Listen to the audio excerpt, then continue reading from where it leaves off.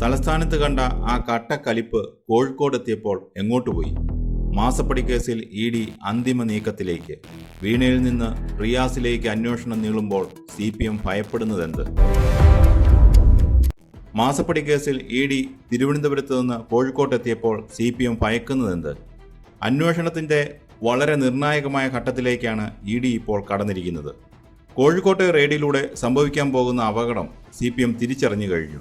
പാർട്ടിയുടെ പ്രതികരണ രീതിയിൽ നിന്നും അത് വ്യക്തമാകുന്നുണ്ട്. തലസ്ഥാന നഗരിയിൽ ഇ.ഡി. ഇറങ്ങിയപ്പോൾ കണ്ട ആ പഴയ കട്ടക്കലിപ്പ് കാണാനില്ല. തെരുവിലുയർന്ന ആ പ്രതിഷേധ ഇരമ്പങ്ങൾ കോഴിക്കോട്ടേക്ക് എത്തിയപ്പോൾ അപ്രത്യക്ഷമായി. പാർട്ടി സെക്രട്ടറിയുടെ ഒരു ചെറിയ പത്രക്കുറിപ്പിൽ ഒതുങ്ങി പ്രതിഷേധം. ഇ.ഡി. സംഘം കോഴിക്കോട്ടേക്ക് വണ്ടി കയറിയത് വെറുതെയല്ല. പ്രതിപക്ഷ നേതാവ് പിണറായി വിജയന്റെ മകൾ വീണ വിജയന്റെ ഭർത്താവും മുൻ മന്ത്രിയുമായ P.A. മുഹമ്മദ് റിയാസിന്റെ അടുത്ത സുഹൃത്തുക്കളുടെയും വിശ്വസ്തരുടെയും വീടുകളിലാണ് ഒരേ സമയം റെയ്ഡ് നടന്നത്. വീണ വിജയനിൽ നിന്ന് ആരംഭിച്ച് റിയാസിലേക്കും അവിടെ നിന്ന് CPMന്റെ മറ്റ് നേതാക്കളിലേക്കും ഇ.ഡിയുടെ കരങ്ങൾ നീളുമ്പോൾ CPM ശരിക്കും പ്രതിരോധത്തിലാവുകയാണോ? എന്തുകൊണ്ടാണ് അന്വേഷണം തിരുവനന്തപുരത്ത് നിന്ന് കോഴിക്കോട്ടേക്ക് വ്യാപിപ്പിച്ചത് ഇത്രയധികം പ്രാധാന്യമർഹിക്കുന്നത്? അതുപോലെ തന്നെ ഇത് CPMനെ മുമ്പത്തേക്കാൾ കൂടുതൽ പ്രതിരോധത്തിലാക്കുന്നത് എങ്ങനെ?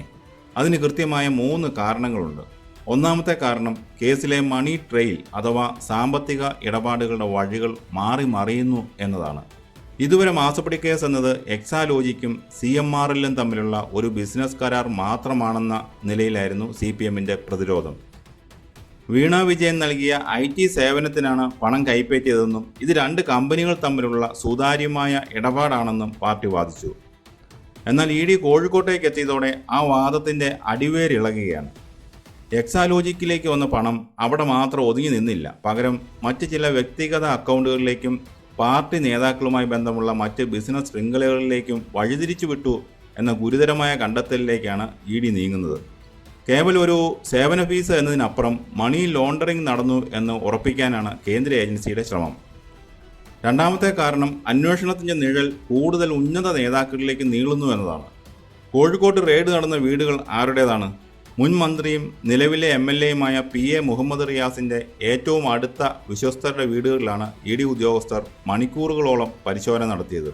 അതായത് കേസ് വീണ വിജയനിൽ മാത്രം അവസാനിക്കുന്നില്ല.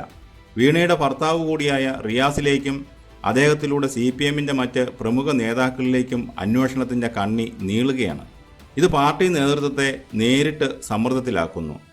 മൂന്നാമത്തെയും ഏറ്റവും പ്രധാനപ്പെട്ടതുമായ കാരണം ഇ.ഡി. ഇപ്പോൾ അന്തിമ നടപടികളിലേക്ക് കടക്കുന്നു എന്നതാണ്.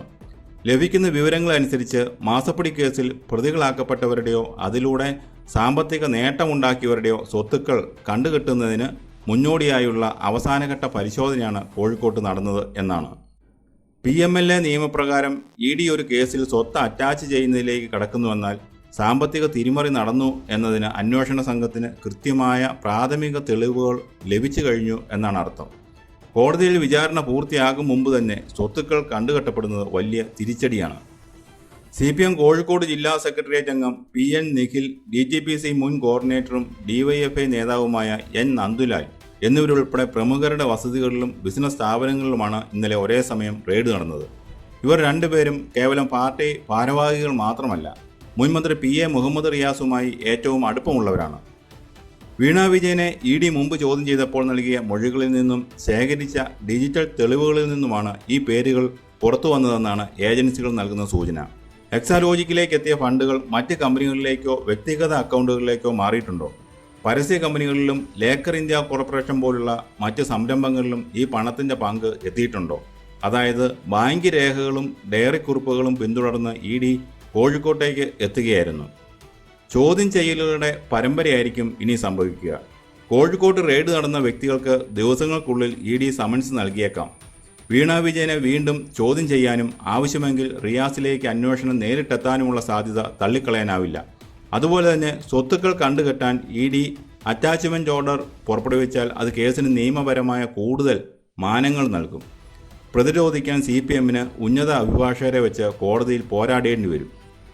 പാർട്ടിയുടെ മുൻനിര നേതാക്കളുടെ പേരുകൾ അഴിമതി കേസുമായി ബന്ധപ്പെട്ട് വീണ്ടും ഉയർന്നു വരുന്നത് CPMന് വൻ തിരിച്ചടിയാണ്.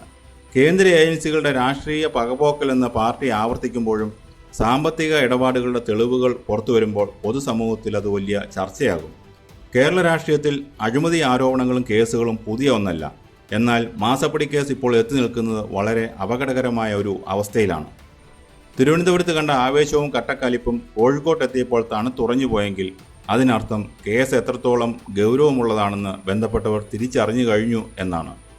കേന്ദ്ര ഏജൻസികളെ രാഷ്ട്രീയമായി നേരിടാൻ നോക്കിയ CPMന് ഇപ്പോൾ കൃത്യമായ ബാങ്ക് രേഖകളും അക്കൗണ്ട് തെളിവുകളുമാണ് വിനയാകുന്നത്. EDയുടെ ഈ നീക്കങ്ങളെ CPM ഇനി എങ്ങനെ പ്രതിരോധിക്കും?